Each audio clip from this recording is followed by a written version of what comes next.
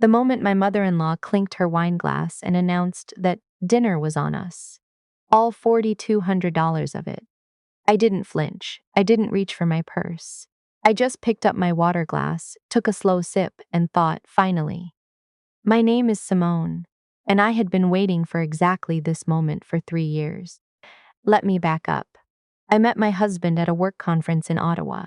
He was charming, funny, the kind of person who makes a room feel warmer just by walking into it. We dated for a year, got engaged, moved into a townhouse in Kitchener, and by all appearances we were building something solid. Something real. What I didn't fully understand until after the wedding was that when you marry someone in his family, you don't just marry him. You marry the whole architecture. The unspoken rules. The hierarchy nobody writes down but everyone enforces. His mother, I'll call her what I always called her, which was nothing, because I could never quite bring myself to call her mom, and she never asked me to, had decided within 6 months of our wedding that I was a financial resource. Not a daughter-in-law. Not a person. A resource. It started small. Could we cover the hydro bill at her place in Burlington while she waited on a pension check? Sure. Could we lend her a bit to cover the property tax shortfall? Of course. My husband always said it was temporary. She's my mom. She's on a fixed income. It's just until things settle. Things never settled. What grew alongside the lending was something quieter and uglier. The way she talked about me when she thought I wasn't listening. The comments at family dinners about how I worked in that office, like it was something vaguely shameful. The way she'd look at my contributions to holiday meals and say, "Oh, store-bought.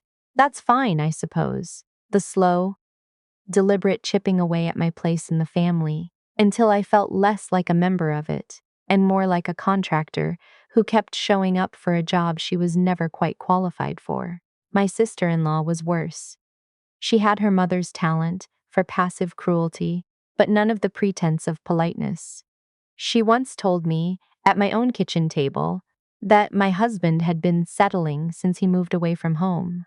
She laughed when she said it, like it was a joke I was supposed to find funny. I laughed too. That was the version of me I was back then. 3 years of this. 3 years of covering costs that weren't mine to cover. 3 years of smiling at comments that were designed to make me feel small. 3 years of my husband saying, "You know how they are," and "Can we just not make it a thing, and I'll talk to them, I promise." He never talked to them. What changed wasn't a single moment. It was more like a slow accumulation, the way ice forms, invisible until suddenly there's enough of it to hold weight. I had been doing quiet calculations for months, adding up numbers, reading documents I'd never thought to read before, having conversations with people my husband didn't know I was having. And then his mother called to say she'd booked a reservation at a steakhouse in Oakville for the whole family. A celebration, she said. My sister-in-law had just been promoted at her firm. We should all go, make a night of it. My husband told me about it over dinner, already assuming. I figured we'd cover it. It's a big deal for her, I said. Sure, I had already known this dinner was coming. I'd known for 2 weeks, and I had already done everything I needed to do. The restaurant was the kind of place that doesn't put prices on the menu, because the prices aren't the point. Dark wood, low lighting, a wine list that came in a leather binder. My mother-in-law had made the reservation herself, and had apparently been very specific about the private dining room, the tasting menu, the wine pairings. My sister-in-law arrived in a blazer that cost more than our monthly grocery budget. Her husband trailed behind her looking slightly embarrassed, which I had always appreciated about him. We ordered. My mother-in-law ordered a bottle of Bordeaux without asking anyone. My sister-in-law ordered the Wagyu. I ordered the salmon because I genuinely like salmon, and because nothing about this dinner was going to rattle me. It was a nice evening, actually. That's the strange part. The food was extraordinary. My sister-in-law talked about her promotion, and for a few minutes she was almost a real person, excited, a little nervous, grateful. Her husband made a toast that was genuinely sweet. My mother-in-law glowed. I sat there and thought about everything I had put into this family. Every dollar, every swallowed comment, every Sunday drive to Burlington to drop off groceries because she's lonely and it would mean so much. I thought about the line of credit we'd taken out 18 months ago that I'd only just discovered had my name on it, co-signed, without my knowledge, to cover a renovation at the Burlington property. My name, on a debt I'd never agreed to. That was when the ice had finally gotten thick enough. I'd spent those 2 weeks very quietly, very carefully, untangling what was mine from what had been taken. I had spoken to a financial advisor and then a lawyer. I had opened a personal account at a different institution entirely. I had moved every dollar that was legally, provably mine. I had also filed a dispute on the line of credit. A process my lawyer had advised me to begin immediately, given the circumstances of my signature appearing on it. And I had 3 days before this dinner done one more thing. The bill came toward the end of the evening. My mother-in-law didn't even look at it. She slid it across the table toward my husband, with the practiced ease of someone who had been doing this for years. "You've got this, sweetheart." He reached for my bag. We'd come in one car and I'd been holding both our wallets for the evening. He pulled out the card, the joint card, the one that had always been the answer to every bill, every shortfall, every ask. He tapped it on the terminal the server held out. A pause. The server looked at the machine. "I'm sorry, sir. It's been declined." My husband frowned. "Try it again." Another pause. "I'm afraid it's still coming back declined." My mother-in-law's smile flickered. My sister-in-law set down her wine glass. My husband turned to me. "Simone, what's going on with the card?" I looked at him. "That account is closed." The table went very quiet. "What?" His voice dropped. "I closed it 3 days ago." My sister-in-law made a sound, half scoff, half laugh. "Are you serious right now? You're really doing this here?" My mother-in-law sat up straighter. "Simone, I don't know what's going on between you two, but this isn't the time or place." "I agree," I said, calmly. "It isn't. But here we are." My husband had gone pale in a specific way I recognized. Not anger, but fear. He knew something I hadn't told him yet. Or rather, he was beginning to understand how much I knew. He lowered his voice. "Give me the other card. The backup." "There isn't one." "Simone, I know you have the TD card. That account is in my name only. It has been for 8 days. I looked at him steadily. "The joint account is closed. The line of credit dispute has been filed. The advisor at our branch knows not to authorize anything with your signature alone until the matter is reviewed." The silence at the table was the specific quality of silence that happens when people suddenly realize they are watching something they were not prepared for. My sister-in-law's voice came out sharp and thin. "What line of credit? What are you talking about?" I turned to her. Not with anger. I want to be clear about that. I wasn't angry at that table. I had used up all my anger months ago, quietly, alone, and what was left was something much steadier. "The line of credit your mother co-signed with my husband 18 months ago," I said, using my name, without telling me. She looked at her mother. Her mother looked at the tablecloth. "That's not." My mother-in-law started, then stopped. "I have the documents," I said. "My lawyer has them too." My husband's jaw was working, but nothing was coming out. The server had very professionally retreated a few steps and was consulting with someone near the entrance. The other couple, at our table, friends of my sister-in-law's they'd invited without telling us, were studying the candles with extraordinary focus. "You went to a lawyer?" My husband finally said it like it was the most impossible thing. "I did." "When?" "About 6 weeks ago. When I found the line of credit documents in your home office." I let that sit for a moment. "The ones you hadn't mentioned in 2 years of marriage." My mother-in-law found her voice. "This is not the place for this conversation. We are in a restaurant. There are people." "I know," I said, "but the bill is still $4,200, and the card doesn't work, so someone at this table needs to make a decision." My sister-in-law spun toward her husband. He spread his hands helplessly. I didn't bring that much cash, Celine. Neither did we, my mother-in-law said, and the words fell on the table like stones, because we all understood what they meant. They had never, not once, intended to pay for any of it. It was always going to be us, my husband said very quietly, more to himself than anyone else. Yes, I agreed. It was always going to be me.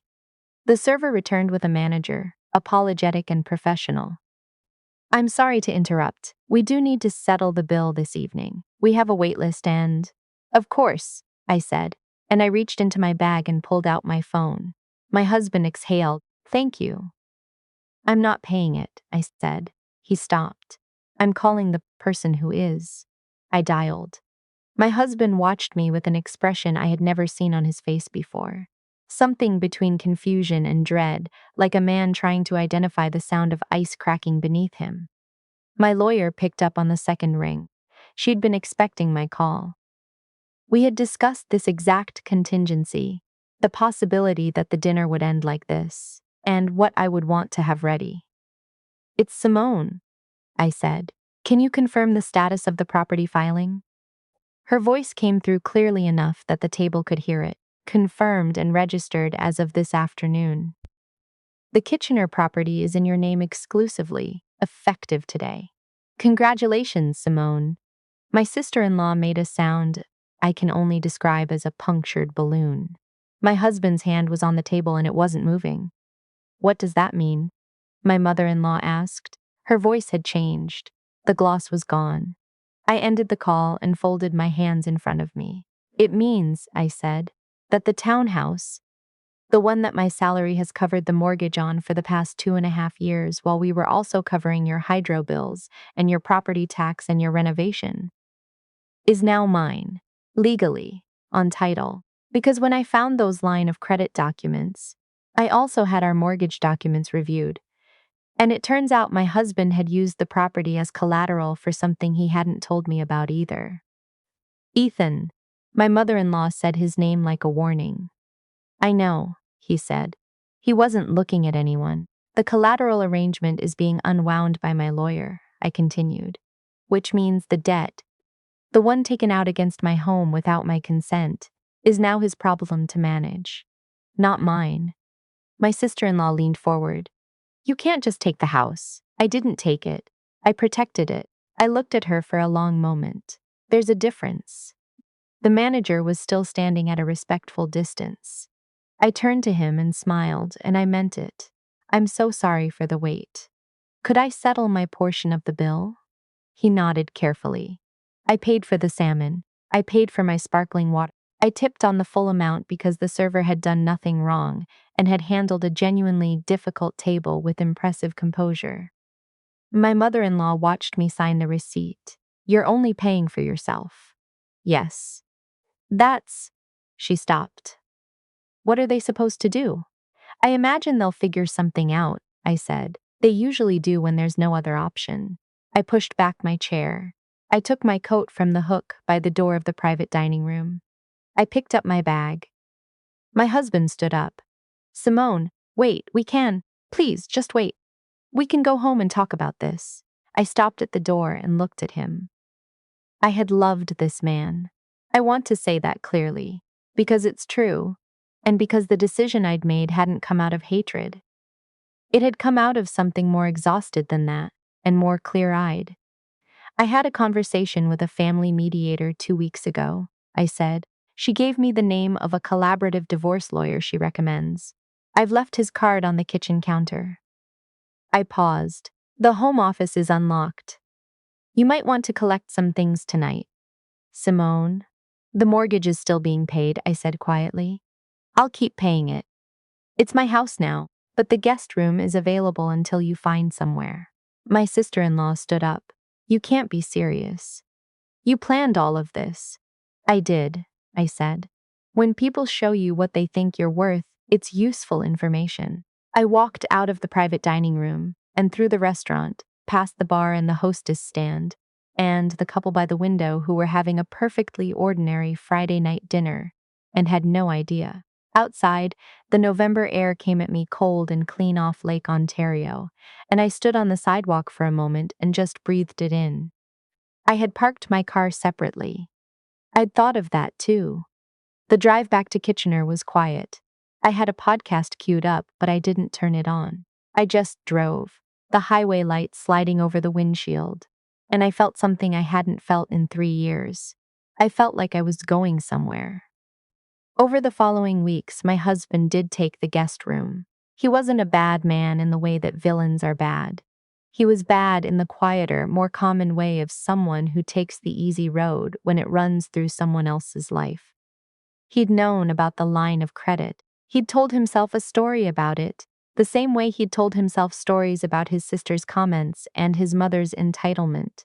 Stories in which everything was temporary and fine, and I was flexible enough to absorb it all indefinitely. He was not, in the end, someone I could hate. I just couldn't stay. My mother-in-law called 3 times in the week after the dinner. I let it go to voicemail. She left long messages about family and loyalty and how I'd embarrassed everyone and how she hoped I was happy with myself. The third message was shorter. She said she didn't understand why I'd done this. I didn't call back. Understanding wasn't something I needed from her anymore. The line of credit dispute was resolved in my favor 4 months later. The debt was restructured under his name alone. The mortgage stayed current. The townhouse stayed mine. My sister-in-law sent me a text once, around the holidays, that said simply, "I hope you know what you did to this family." I read it in my kitchen on a Sunday morning, with coffee in my hand, and thought about it for a moment, genuinely. Then I put my phone down and went back to my book. Some things, when you finally stop reaching for them, turn out not to have been yours to begin with. And some things, when you finally stop giving them away, turn out to have been yours all along. I paid for salmon that night. I paid for sparkling water and a good tip on a meal I didn't order. And I walked out of that restaurant, carrying exactly what I came in with. And everything I'd spent 3 years quietly, carefully learning to take back.